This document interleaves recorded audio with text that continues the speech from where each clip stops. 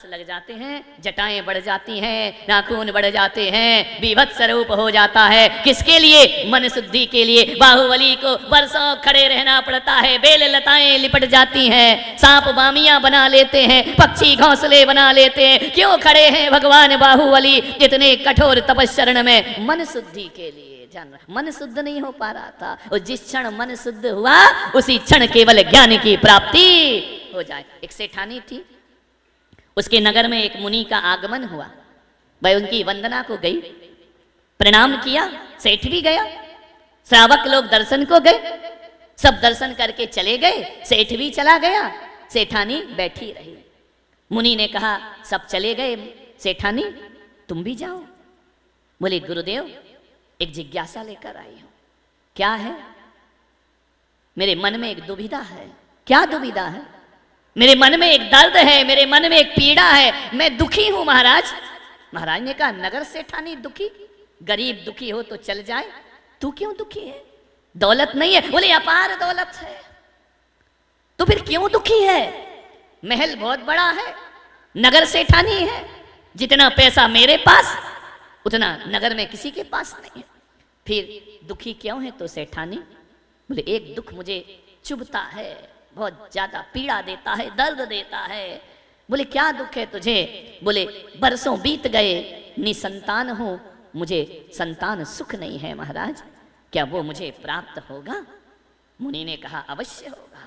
इतना सुना कि कानों में जैसे अमृत घुल गया हो, रोम रोम रोमांचित हो गया। झूठे न होए मुनि के बैना। मुनि ने कह दिया इसका मतलब होगा या नहीं होगा। सेठानी जैन थी, उसने कहा गुरुदेव क्या बोल रहे हैं आप? बोले अवश्य पुत्र होगा तुझे। पुत्र होगा मुझे?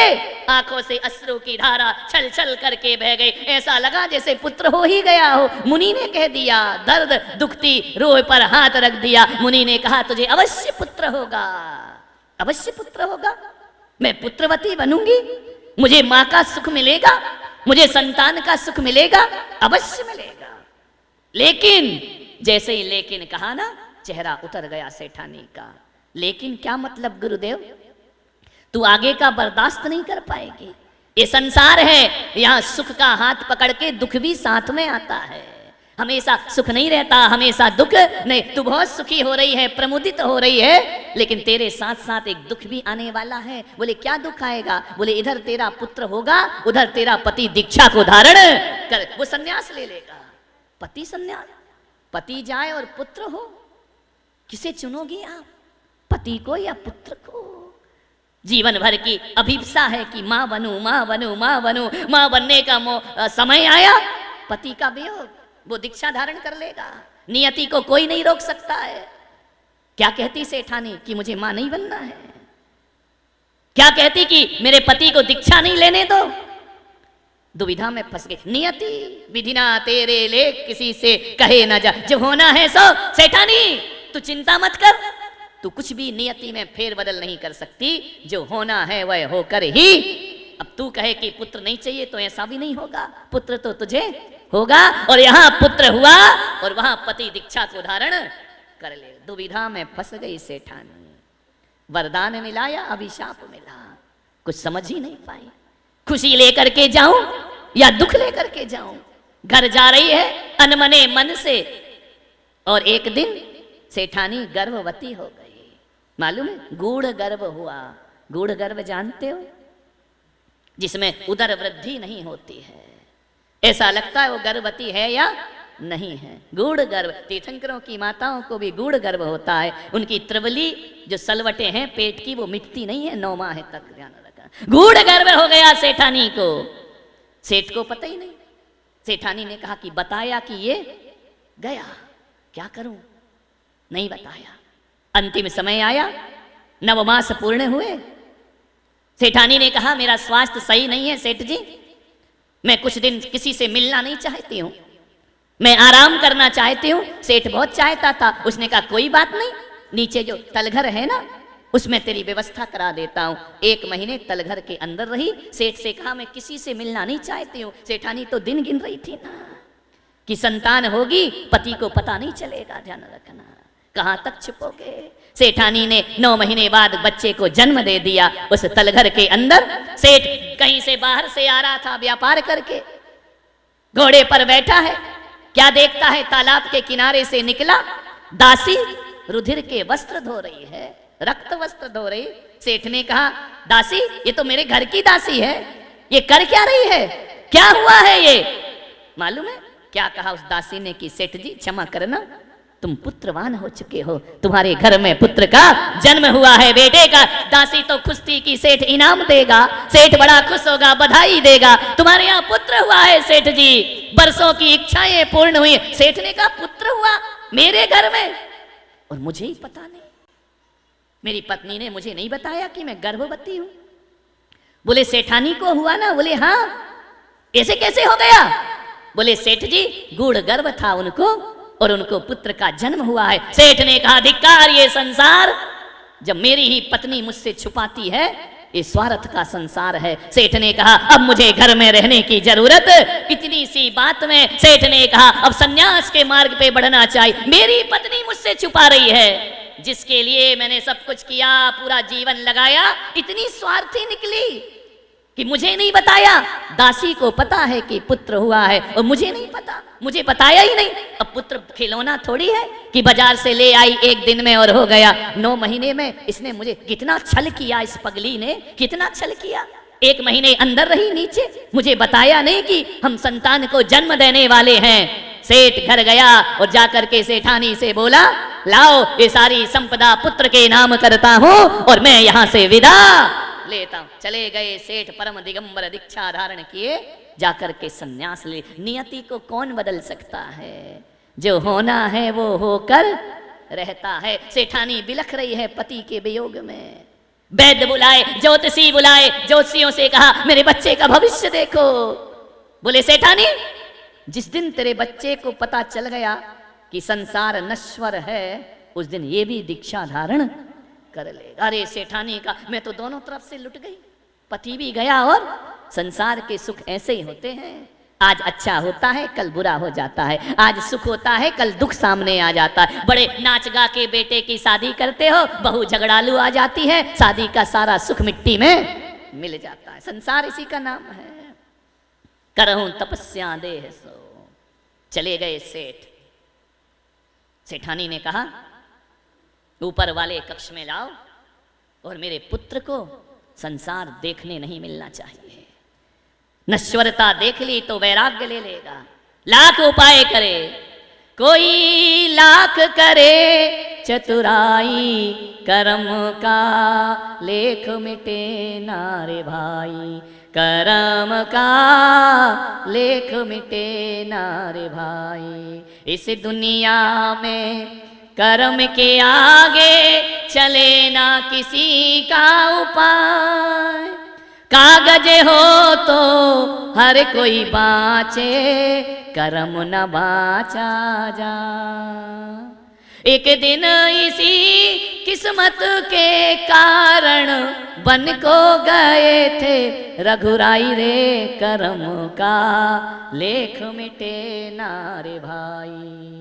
जरा समझो इसकी सच्चाई रे, कर्म का। कितने हम कर्मों के लेख को बदलने का प्रयास करते हैं। नादान हैं जो परिस्थितियों को बदलने का प्रयास करते हैं। नहीं, जो होना है वह होकर ही रहेगा। बंद कर दिया कमरे में।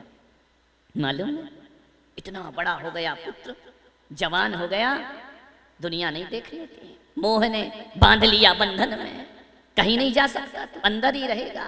मालूम है, एक दिन वहां पर राजधानी में रत्न कंबल बेचने वाला आया, रत्नों के कंबल राजा को दिखाया। राजा ने कहा, नहीं, मेरे पास प्रजा का धन है, मैं अपने सुख के लिए इतना महंगा कंबल नहीं खरीद सकता हूं। जाओ, ले जाओ, हमें नहीं लेना है। जैसे ही राजधानी से लौटा, गांव में पहुंचा, नगर में सेठानी को दिखाया। सेठानी ने कहा, रत्न कंबल इतना सुंदर? बोले हाँ, मुझे दे दे। खरीद लिया सेठानी ने। मालूम है किस्मत कहां कहां ले जाती है। राजा ने ठुकराया, सेठ ने खरीद लिया, सेठानी ने खरीद लिया। बोले मेरा तो मेहनत का पैसा है, राजा का प्रजा का होगा, मैं तो खरीदूंगी। बहुत प्यार करती थी पुत्र को। मालूम है कंबल का क्या किया? कंबल लेकर के उसकी जूतियां बना दी, रत्नों की जूतियां बच्चे को पहना रही है। ओढ़ने के लिए नहीं लिया, क्योंकि उनका बोझ वो सहन ही नहीं कर सकता था। जूतियां बना दी। एक दिन जूती छत पर सूख रही थी, एक चील आई और जूती को उठा करके ले गई। वो मांस समझी कि मांस का टुकड़ा होगा, लाल जूती थी, मखमल की उठा करके ले गई, राजा के महल में छोड़ दिया। राजा ने कहा ये किसकी जूती है? इतनी महंगी रत्न कंबल की जूतियां, अरे ये तो वही कंबल है जिसे मैं नहीं खरीद पाया। राजा ने कहा कौन है मेरे नगर में इतना धनपति, एक तो कंबल खरीदे और उसके बाद उसकी जूतियां बना दे, इतना धनाढ्य कौन है? राजा ने कहा पता करो मेरे नगर में कौन ऐसा धनपति है। पता चला एक सेठ की सेठानी है। राजा ने कहा हम मिलेंगे उससे। गए मिलने के लिए। मालूम क्या हुआ? जाकर के मिले, सेठानी ने बड़ा स्वागत किया। सम्राट मेरे घर आए, राजा मेरे घर आए, आरती उतारी, अंदर ले गई। राजा ने कहा ये जूतियां तुमने बनाई हैं? हाँ महाराज मैंने बनाई। किसके लिए? अरे अब कैसे बोले? बोली कि राजा कहेगा मिलूंगा, और मिला कि बेटा गया। किस्मत कैसे होती है, मैंने तो किसी से मिलने ही नहीं दिया। राजा ने कहा कि सेठानी बोलो किसके लिए बनाई है? झूठ बोले तो राजा फांसी पे चढ़ा देगा, नहीं बोले तो राजा कहेगा बोल। तकदीर कहां ले जाती है। डरी डरी दबी आवाज में बोली महाराज मेरा एक पुत्र है। पुत्र है? रत्नों के जूते पहनता है, इतने महंगे, मुझे उस पुत्र से मिलवाओ। सेठानी ने कहा महाराज मैं सब कर सकती हूं, ये नहीं कर सकती हूं। ऐसा कैसा पुत्र है? जितना सेठानी मना करे राजा की जिज्ञासा उतनी बढ़ती जाए कि नहीं मैं तो देख, वो नहीं मिलेगा महाराज आपसे। क्यों नहीं मिलेगा? चोर है? अरे महाराज ऐसी बातें मत बोलो। तो क्यों नहीं मिलेगा? सेठानी ये मेरा आदेश है, हुक्म है, कहां है तुम्हारा पुत्र, हमें उससे मिलना है। सेठानी क्या करती लाचार, ले गई ऊपर कक्ष में, आरती उतारी राज की, दरवाजा खोला, जगमगा रहा है कक्ष, झिलमिला रहा है। राजा ने कहा सेठानी बहुत पैसा है तुम्हारे पास, मालूम है? आरती उतारी राजा की, क्या देखती है? उसकी आंख में बच्चे की आंसुओं की धार बह गई। सेठानी ने कहा महाराज बैठो। सरसों छिड़की, वह सरसों उचट करके उसके आसन पे चली गई बच्चे के। रानी सेठानी ने कहा महाराज भोजन करो। बोले हम यहीं भोजन करेंगे, यहीं पर लेकर के आओ। भोजन किया। क्या देखता है राजा कि बच्चा रो रहा है और सीधा नहीं बैठ रहा, ऐसा ऐसा हो रहा है। और चावल देते हैं तो यूं करता है और फेंक देता है, पूरा चावल फेंक दिया उसने। सेठानी से पूछा ये क्या करता है? बोले महाराज इसने कभी जीवन में आग नहीं देखी, इसने कभी सूर्य का प्रकाश नहीं देखा, ये रत्नों की रोशनी में पला है। आज तुम्हारे स्वागत में मैंने आरती उतारी ना, तो उसके ताप से इसकी आंख में आंसू आ गए। महाराज ये देखता नहीं है कि दीपक क्या होता है, इसने कभी इस कक्ष से बाहर नहीं जाता। देखो ना महाराज पूरा कमरा रत्नों से चमक रहा है, दमक रहा है। महाराज ने कहा ये हिल क्यों रहा, सीधा क्यों नहीं बैठता? बोले वो जो राई का दाना है ना, वो इसके आसन में चला गया होगा, वो इसको चुभ रहा है। राई का दाना चुभ रहा है? बोले हाँ। इतना सुकुमार? बोले हाँ।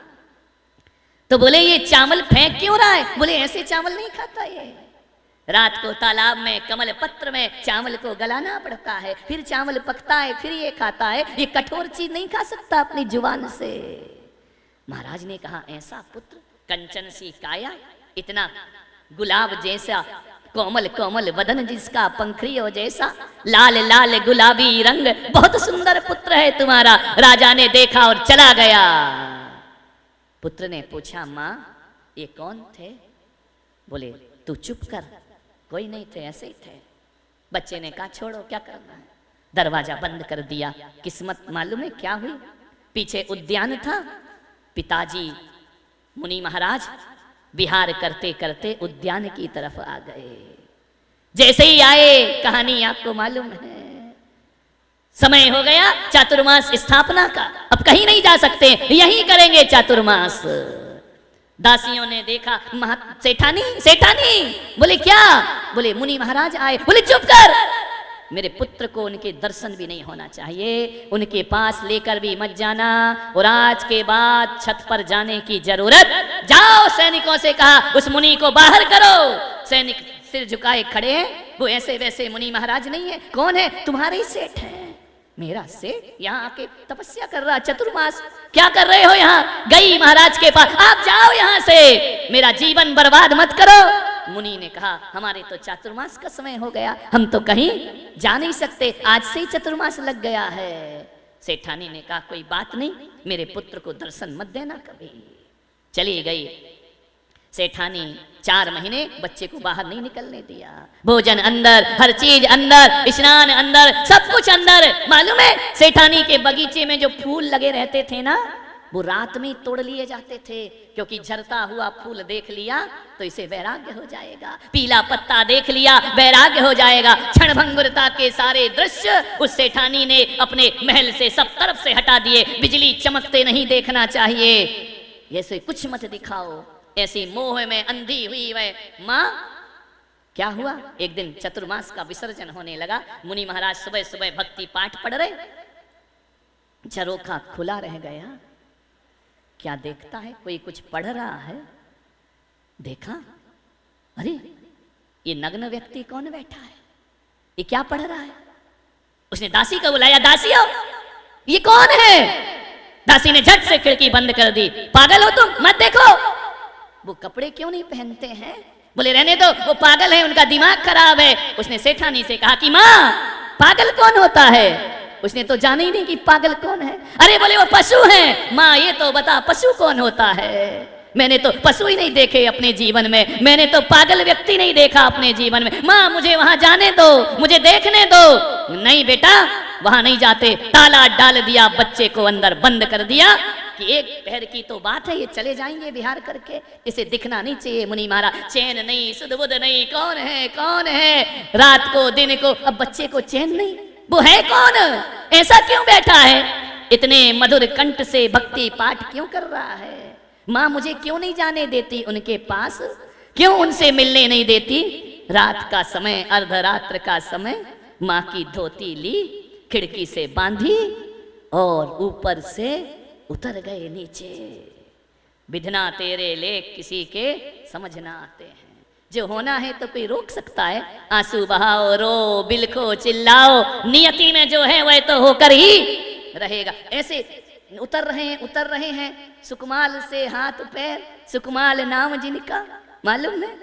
उतर रहे हैं, छिल गए, खून की धाराएं लग गई। कभी रगड़ नहीं खाई थी, कभी बिस्तर पे सलवट आ जाए तो नींद नहीं आती थी उनको।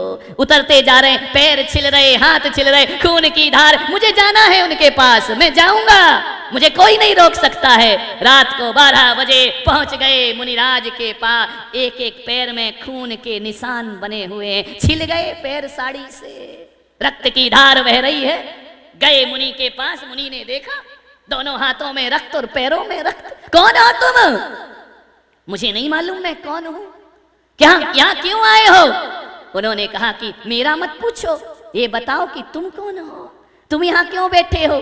इतनी ठंडी के दिन, दिवाली के बाद, ठिठुरती ठंड में तुम वस्त्र क्यों नहीं पहनते हो? मुनि ने कहा बालक तू है कौन? बोले मेरा परिचय मुझे नहीं मालूम, तुम अपना परिचय दो कि तुम कौन हो। बोले मैं संत हूँ, मैं मोक्ष की साधना कर रहा हूँ, ये जन्म मरण से मुक्त होना चाहता हूँ, मैं तपस्चरण कर रहा हूँ। ऐसा करने से जन्म मरण से मुक्त हो जाते हैं? बोले हाँ। बोले फिर जन्म नहीं होता? बोले नहीं होता है, संसार में बार बार आना जाना नहीं होता है, कर्मों का क्षय होता है, निर्वाण की प्राप्ति होती है। तो क्या मुझे भी निर्वाण हो सकता है?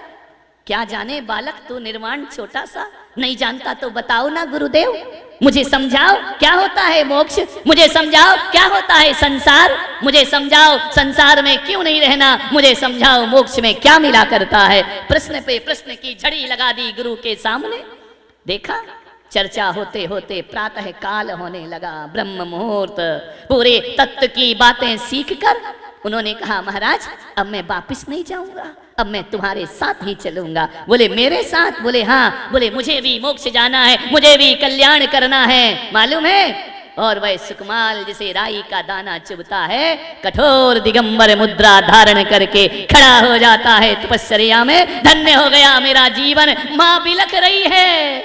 माँ ने कहा तुम इसे भी ले गए। पिता ने कहा मैं नहीं जानता ये कौन है। बोले तुम्हारा ही तो पुत्र है, सुकुमाल नाम है इसका। पुत्र भी मुनि महाराज हो गए। माँ मोह में तड़प तड़प करके त्रियंच गति की पात्र बनती है। ध्यान रखना, सोचना है आपको। मान्यवर मालूम है जिनको राई का दाना चुभता है वो केस लॉन्च करते हैं। जिनको एक बिस्तर की सलवट सहन नहीं होती वो कांटों पे चला करते हैं। ध्यान, कैसी है ये दिगंबर वेश, कैसी है ये दिगंबर तपश्चर्या, कैसा इसका लगाव, कैसा इसका आकर्षण। सब कुछ छोड़ दिया उसने।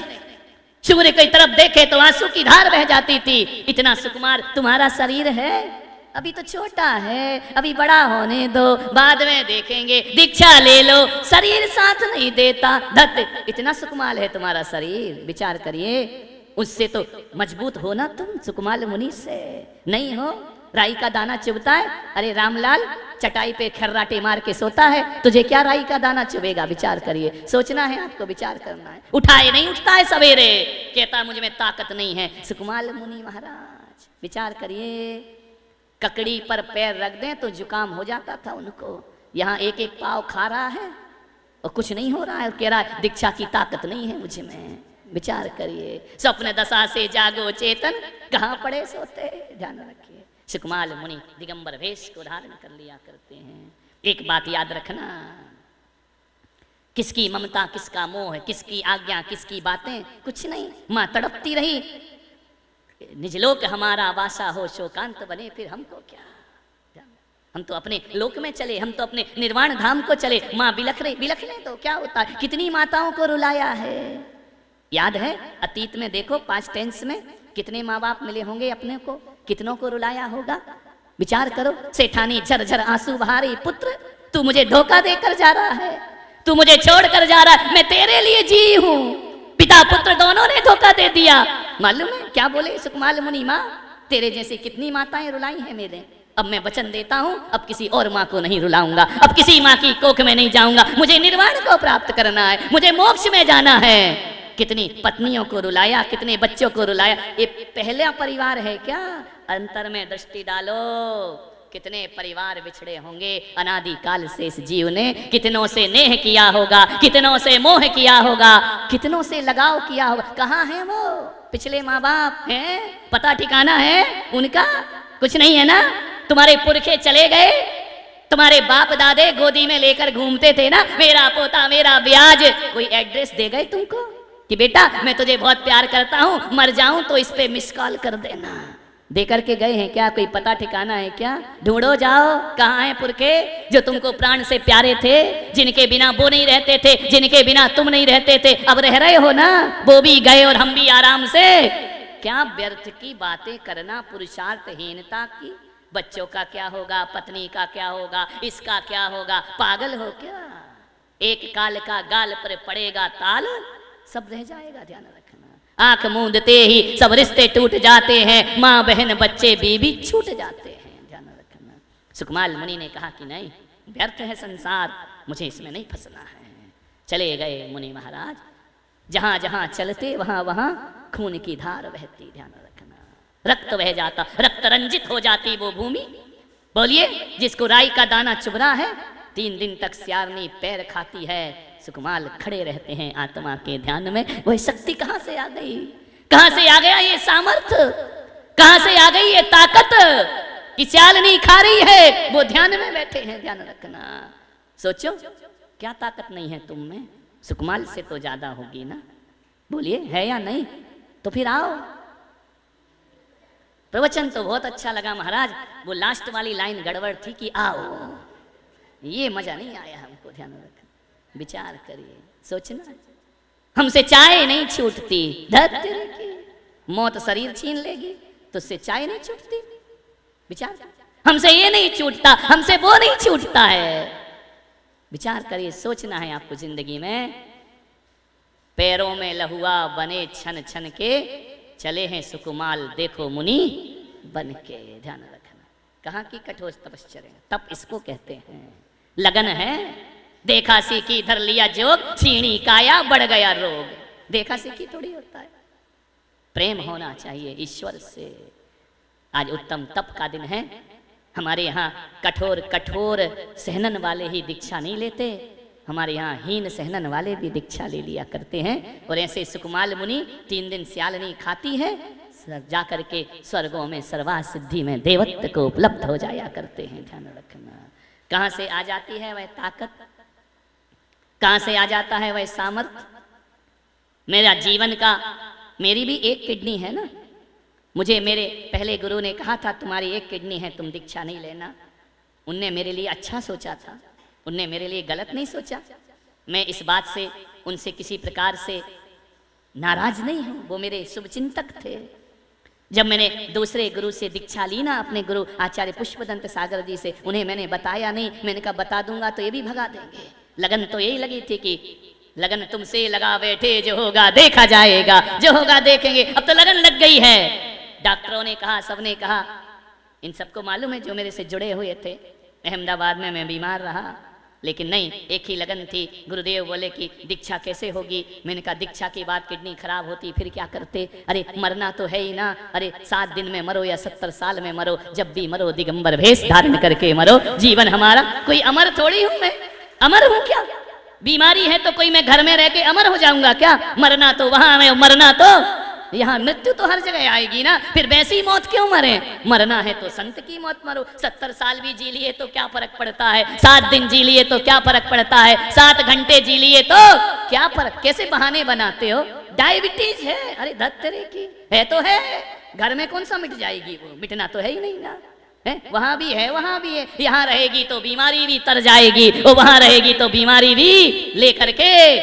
क्या बहानेबाजी बहुत है तुम्हारे पास, इतने बहाने हैं नहीं लेने के। विचार करिए, पैदल नहीं चल पाएंगे, अरे कंधे पर ही जाएगा ना, उस समय क्या करेगा। विचार करिए। तपस्या, लोग कहते हैं भक्ति शक्ति के अनुसार भक्ति करो, और मैं पुलक सागर कहता हूं शक्ति से भक्ति नहीं होती, जितनी भक्ति होती है उतनी शक्ति अपने आप प्राप्त होना प्रारंभ हो जाया करती। आज मुझे भी 25-26 साल हो गए ना, घर छोड़े 27 साल हो गए, 28वां चल रहा है। एक किडनी पर कर रहा हूं ना, जी रहा हूं ना। अरे जो 2 किडनी नहीं वाले नहीं कर पाते वो मैं करके दिखा रहा हूं जीवन में। इतनी बोल रहा हूं, इतना सब कुछ कर रहा हूं, ये कहां से आई। मैं सोच लेता घर में क्या होगा, किडनी फेल हो गई तो क्या होगा, सही बात है, नहीं लेना चाहिए, अभी और सोचना चाहिए, घर में रहना चाहिए। मैं तुमको विश्वास दिलाता हूँ, यदि मैं घर में रहता ना तो आज मेरी किडनी मुझे अस्पताल में डाल देती। आज मोक्ष मार्ग में आ गया, तुम्हारे बीच बैठा हुआ हूँ। ध्यान रखना, ये भगवान भी तो सहायता करते हैं ना, नहीं करते क्या जीवन में। शक्तिहीन मत बनो, अपनी शक्ति को जागृत करो। शरीर की शक्ति से कुछ नहीं होता, मन की शक्ति से सब कुछ हुआ करता है। विचार करें। ये कई महिलाएं बड़े नखरे कर रही थी, हम शिविर में नहीं बैठेंगे, क्या होगा, कैसे होगा, कैसे करेंगे, कैसे आएंगे। अरे मैंने कहा आओ तो, घबराते काहे को। ऐसा शादी में नहीं सोचा कि ससुराल गड़बड़ होगी तो क्या करेंगे, सास सही नहीं मिली तो क्या करेंगे, ये जो पति मीठी मीठी बातें कर रहा बाद में बदल गया तो क्या होगा, हमारी इज्जत नहीं रही तो क्या होगा, झगड़ा हो। अरे शादी में तो ऐसा डू एंड डाई हो जाता है, जो भी होगा देखा जाएगा। इसमें क्यों नहीं होता है मेरे भाई। एक अनजान घर में अपनी जिंदगी लगा देते हो। ऐसा अनजान से प्रेम हो जाता है कि 20-20 साल से जिन माँ बाप ने पाला है उन्हें छोड़ देते हो। किसके लिए, एक अजनबी के लिए। ध्यान रखना। अरे एक अजनबी के लिए जब माँ बाप को छोड़ सकते हो तो परमात्मा के लिए संसार छोड़ दो, तो इसमें कौन सी बड़ी बात। सब कुछ हो जाता है जीवन में। सुरेश जी क्या विचार बन रहा है? कह तो सही रहे हो महाराज, लेकिन अभी थोड़ा ना आ जाओ, क्या दिक्कत है। कुछ नहीं होगा, मैं हूं ना। ध्यान रखिए, पार करो जीवन को। क्या करोगे, इतने इतने साल घर गृहस्थी से जी नहीं भरता तुम्हारा। मेरा तो एक नगर में ज्यादा रह जाऊं तो मेरा जी भर जाता है कि चलो यहाँ से। अब मुझे छटपटाहट हो रही, कब चतुर्मास और कब मैं यहाँ से जाऊं। तुम्हारा घर से जी नहीं भरता, परिवार से जी नहीं भरता है कि अब छोड़ो इसको, तुम्हारा नहीं भरा, बच्चों का भर गया, वो विदेशों में चले गए, तुम छाती से लगाए बैठे हो। जी नहीं भरता कि 60 साल से तो हो गए, 50 साल से, छोड़ो ना, ये कुछ नया जीवन जीते हैं, कुछ नई जिंदगी जीते, आत्मा तृप्त नहीं होती है? नहीं, मेरा बेटा मूल से प्यारा ब्याज तेरे के। सोचना कभी तो जी भरता होगा ना। हाँ, जब ये लड़ती होगी तब भरता होगा जी। लेकिन सुरेश जी हमारे ऐसे हैं, वो उसे लड़ने ही नहीं देते हैं, है ना, नहीं लड़ने देते ना। हकीकत में दिखाने में है पति तो तुम हो, पत्नी वो है। हर चीज का ख्याल रखते हैं, है ना। बोले लाखों में एक मेरी इंद्राणी, वाह क्या बात है। विचार करिए, कभी तो जी भरता होगा ना कि छोड़ो ये सब दुनिया के बातें, दुनिया के रिश्ते नाते, क्या रखा है मन में? कभी नहीं भर, एक बार भी मन नहीं होता। होता है जब घर में झगड़ा होता है जब बेटा अपमान करता है, होता है जब बहू ताने मारती है, तब होता है जब हमारे मन के प्रतिकूल होता है, तब होता है। एक दादाजी आए, बोले महाराज बहुत दुखी हूँ, अंतिम बात कह के समाप्त करता हूँ, बहुत दुखी हूँ। तो मैंने कहा क्या दुख है? बोले पेंशन मिलती है मुझे 10,000 रुपये। तो मैंने कहा परेशानी क्या है तुझे? बोले घर में रहता हूँ, जब पेंशन आती है तो बड़ा बेटा कहता है मैं लूंगा, छोटा बेटा कहता है मैं लूंगा। तो मैंने कहा फिर क्या होता है? और जब रहने का वक्त आता है तो बड़ा कहता है छोटे वाले के पास रहो, छोटा वाला कहता है बड़े के पास रहो। तो मैंने कहा फिर क्या फैसला हुआ? बोले हमारे एक समधी जी थे, वो फैसला करा गए। मैंने कहा क्या फैसला कराया? बोले 15 दिन इनके पास रहना, 15 दिन इनके। बाप बट गया सामान की तरह, ध्यान रखना, 15 दिन। मैंने कहा दादाजी एक बात बताओ, कभी कभी 31 का महीना आए तो फिर क्या होगा? 15 दिन ये, 31 में क्या करेगा? बोले 31 में मंदिर में जाके बैठ जाता हूँ कि आज चतुर्दशी है, उपास कर लिया करता हूँ। मैंने कहा पागल ऐसी जिंदगी क्यों जी रहा है? तो बोले क्या करूँ महाराज, तो मैं बहुत दुखी हूँ, मैं जानता हूँ कि मेरा पैसा सब चाहते हैं, मुझे कोई नहीं चाहता है। तो मैंने कहा एक काम कर, तेरे को 10,000 मिलते हैं ना, तो जिन शरणम में आके रहे आराम से। तेरे 10,000 है, किसी से मांगना नहीं, लेना नहीं, आराम से भगवान का भजन करना, कीर्तन करना, यहाँ रहना, और खाने का तू पैसा देते ही है, तुझे किसकी सुनना, किसी की नहीं, आराम से रहे। बोले बात तो सही कह रहे हो महाराज। तो मैंने कहा बुक करा दूं तेरा रहने का? तो बोले हाँ महाराज कल बताऊंगा। अरे मैंने कहा कल बताएगा, समस्या आज लेके आया है। दूसरे दिन आया, मैंने कहा क्यों रे, क्या विचार है तेरा? बोले महाराज बात तो सही कह रहे हो, फिर मन कहता है कह लेने दो, हैं तो अपने तेरे की। मैंने कहा जा भाड़ में, मुझे क्या लेना देना है। फिर मैंने कहा समस्या लेके काय को आया था यहाँ? बेचारे पड़ा पड़ा मर रहा और हाय हाय कर, ये जिंदगी बना ली है, ये जिंदगी का नक्शा है, छूटता नहीं।